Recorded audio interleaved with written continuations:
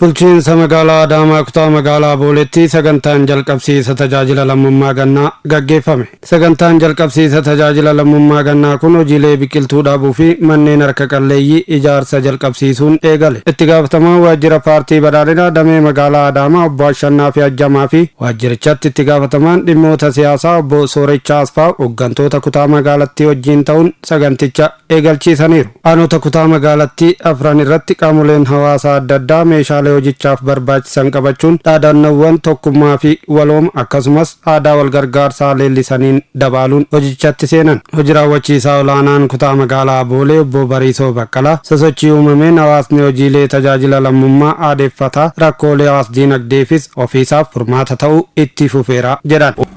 Waggoota shanan darban kana keessatti ashaaraa magariisa kalaqa muummee keenyaa akkasumas immoo ashaaraa inisheetiivii muummee keenyaa kan ta'e waggaa waggaan miliyoona meeqa dhaabuu akka dandeenyu biliyoona meeqa dhaabuu akka dandeenyu akka Afrikaatitti akka addunyaatitti inisheetiiviiwwan hojiitti hiikamaa dhufan keessatti ija keenyaan qabatamaan agarree jirra jecha.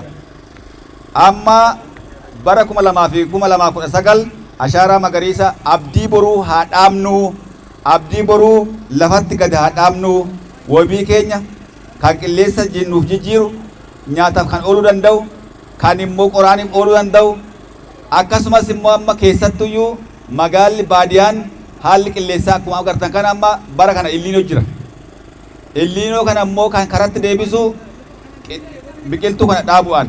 Gumaata taasifameef galateeffachuun kan eebbisan immoo harka qalleeyyii tajaajilichaan ijaarsi manaa eegalameefidha.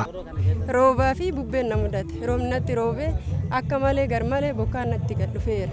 Bokkaa san keessaa dhuftanii na argitanii na baasuu keessaniif isinii fi rabbis galateeffachuun galatoomaa naaf jiraadha. Urmiin isin haa dheeratu, fayyaa isin haa kennu, biyya keenya biyya nagaa haa taasisu. Naaf jiraadha, na wajjin jiraadha. Ilmaan lama kophaa koo guddisaa. Ammas taanaan abdiin koo isinumaaf rabbi. Na argitan kana miidhamni kiyya mul'atama kana jechuudha. Kanaaf walumaa gadi jedheetiniin egaa firrummaan yookaan uummanni hawaasni kana biraayi si'a tokko tokko deeggarsa argadhuun jiraadha. Kanaaf amma walumaa galatti guddaa gammachuu guddatu natti dhagahame dhugaa rabbiititti.